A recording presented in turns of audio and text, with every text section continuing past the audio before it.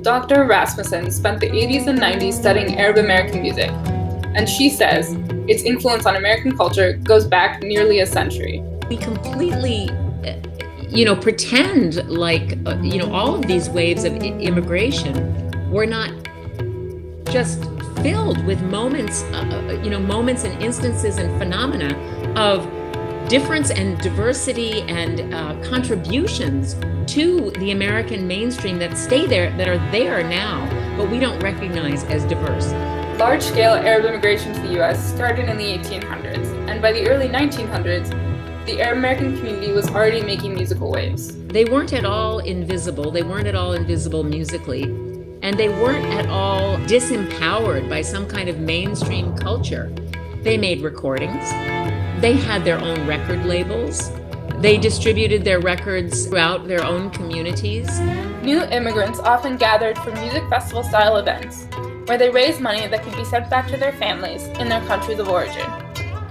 For many generations of Arab Americans, those gatherings were also where they learned the music of their ancestors, that they would then pass on to the people around them in a new country.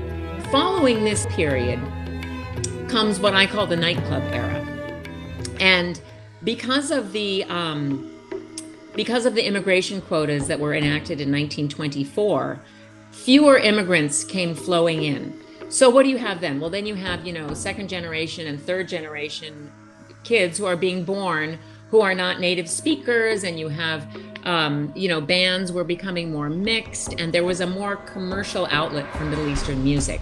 So 60s and 70s, their supper clubs, nightclubs, in all of these cities would feature bands that had, yes, Lebanese, yes, Syrians, but also Greeks, Armenians, Jews, Turks, whatever.